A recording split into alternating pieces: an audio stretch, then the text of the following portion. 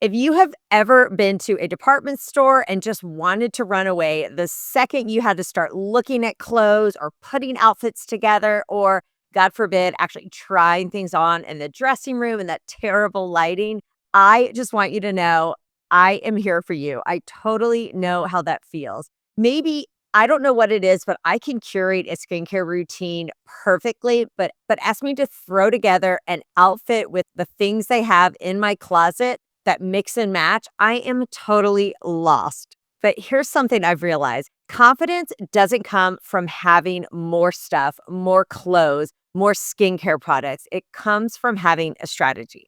I'm Dr. Mina. Welcome to my channel, The Skin Real, where I give real people real information about their skin so that they can make informed decisions. Sound good? Let's get into it.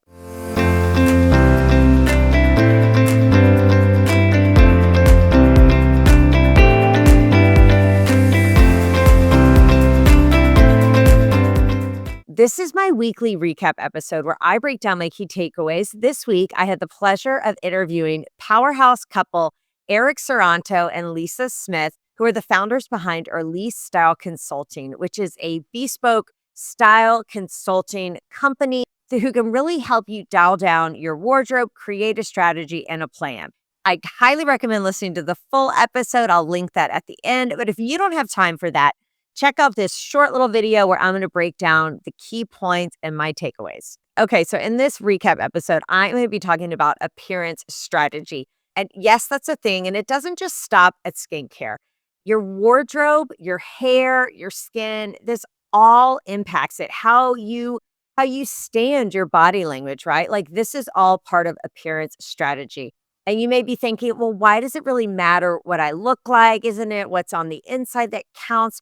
But the reality is, someone will make a first impression of you before you even open your mouth, before you even tell them how amazing you are, how wonderful, how smart, how compassionate. And so, how you present yourself is powerful. And here's the cool thing, you get to decide what that is and how you want people to know you. One of the biggest things I took away from my interview with Eric and Lisa is that the key to feeling good in your skin and your clothes is to have a strategy. It's not simply going out and buying the latest things and trends and seeing if it works, right? It's actually having a plan. And that's how you can avoid feeling discouraged and frustrated and overwhelmed and mad at yourself for spending or wasting a lot of money. Your appearance isn't just aesthetic, it's actually energetic. And when you feel aligned with how you look, whether that's glowing skin or an outfit that just makes you feel like you are on top of the world, you move through the world differently. And here's the thing, people respond and react to you in different ways. But this alignment, it doesn't just happen by accident. You really have to reflect a little bit and you have to ask yourself some questions. And this is what Eric and Lisa say is so important to just start with before you even start eliminating things from your closet or going out and shopping.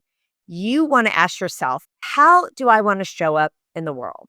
What do I want people to feel when they see me? And what do I want to feel when I see myself? And I think this is powerful, whether you're looking to revamp your wardrobe or just for navigating life, especially aging and experiencing different seasons of one's life. We have to think about how we want to present ourselves. And at least for me, I want it to be very authentic. I want it to be me. And I feel like it's this cycle of when you look good, you feel good. And when you feel good, you look good too, right? It's circle that just goes on and on and on. Here's a powerful question Eric and Lisa challenged me to answer. They said, what three words do you want someone to know about you just by looking at you? When you answer those questions about how you want people to see you, what you want people to think about you when they look at you, that can really help you going through your wardrobe and deciding what pieces to select and what you feel good about saying goodbye to and eliminating. And just like skincare, I talk about the hot girl hamster wheel where we are all doing way too much. We're using too many things. We're not giving things a chance to work. We're jumping and bouncing around. We have a bathroom vanity full of products we never use or we used once, said it didn't work, threw it away, right? This happens with our wardrobe. How many black blazers do you own? I know I've got a couple black pencil skirts sitting in my closet from when I was interviewing for medical school and then residency and then fellowship. And I've held on to them, even though that's not me. That's not my style. I don't wear black pencil skirts except for very conservative interviews. And I feel like that period of my life where I had to dress and look like everyone else has gone. So even if I did have a very formal interview with someone today, I wouldn't wear that, right? But it's still in my closet. Note to self, I need to take care of that. But our clothing can really have a lot of emotional baggage for us, right? Or we remember how skinny we were when we owned it, and we feel like one day, if only we could get back into those jeans, we'd feel good about ourselves, right? But having all of that emotional baggage in our closet is really not helping. So, just like you don't need a 10-step skincare routine, Eric and Lisa say you do not need a complicated or overwhelming wardrobe, right? And really just start with the basics. Start with foundational pieces, neutral pieces that you look amazing in and that align with the person you want to exude. And then you can either leave it like that if you truly want to have a capsule wardrobe, just like with your skincare, you can leave it really, really basic if you want. But once you have that core foundation, then you can start playing around with things. Then you can start experimenting maybe with color or with something that's a little more on trend, right? Same thing with skincare. Maybe you want to start experimenting with some antioxidants or some peptides or some retinoids. You can play around with things once that foundation is strong and established. I love how they ask, what's your power color? I just think that's amazing. And for me, it's probably green. I just love that color. I have green eyes. I feel like it goes well with my hair. It's bright, it's cheerful, it's happy to me. And I would say that's a power color for me. I also gravitate to purple. I feel like when I wear purple, it really makes my eyes pop. And I love that deep, rich jewel purple. And I just feel really good when I wear that. So I love how they say, what is your power color? I will ask my patients when they come see me for cosmetic things, I'll say, what is your signature feature, right? So just like with your wardrobe, you can have a signature feature in your look. Maybe that's your hair, maybe it's your eyes or your lips, right?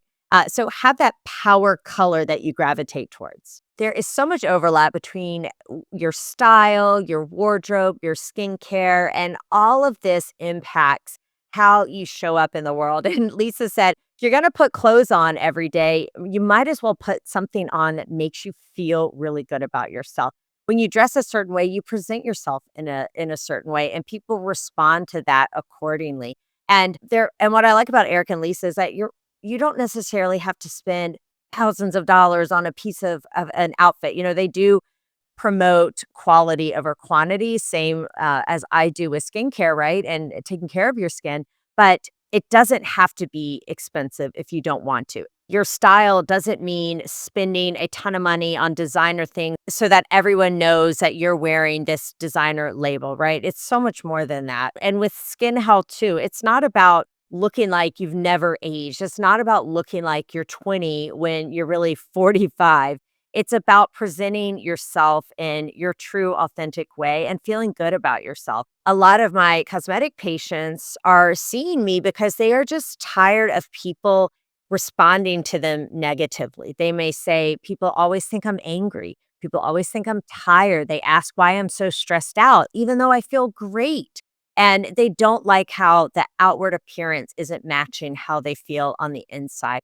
And taking care of your skin, taking care of your style and your wardrobe can really be impactful. And it goes so much more than just vanity metrics and looking, quote unquote, good. Key takeaways: strategy beats stuff in your closet and in your bathroom. Know how you are trying to present yourself. What is the image you are trying to show? And embrace that. Don't worry about what your best friend's doing or your spouse or the people at work, right? Be true to yourself. Capsule is better than chaos, right? I am really good with my capsule skincare.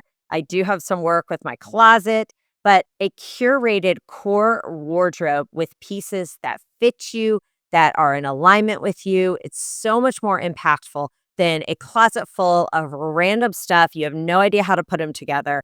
And same thing with your skincare. Fit matters. This is something that I really do not spend a lot of energy thinking about. And as we were doing our interview, I'm wearing my scrubs that are a little too big for me, a little baggy.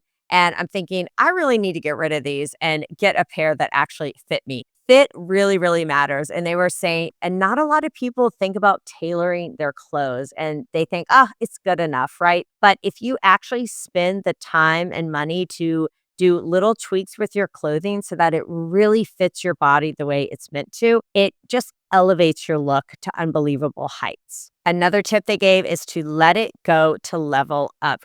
Quit holding on to these things. And I'm talking to myself here. Those pencil skirts have got to go. I'm never going to wear them again. But don't be afraid to let go of things that you're not wearing, that don't make you happy. You don't love how you look in them. There is no point in holding on to them. If you haven't worn it in the last year, certainly the last 5 years, you really need to question why it's still there. And last but not least is that radiance is holistic. Confidence is always, always, always going to be your best accessory. And when your skin is healthy and glowing, when your clothing is in alignment with your values and the image you want to present to the world, then you show up differently, you glow differently, and everything looks amazing. My challenge for you this week is to pick one area to declutter, whether it's your closet or it's your vanity, and you're going to go through all the products you don't really use anymore that are cluttering things up, or your wardrobe, but pick one area to declutter and be strategic. Answer this question: what 3 words do you want someone to know about you just by looking at you? So, so powerful. If you want to hear the full episode, I definitely recommend it. You can check it out here or wherever you listen to your podcast. And I would love it if you would share this with a friend. If you know someone who has a closet crisis, I know we all do, may even be your spouse, share this episode with them and help them out. And I will see you next week.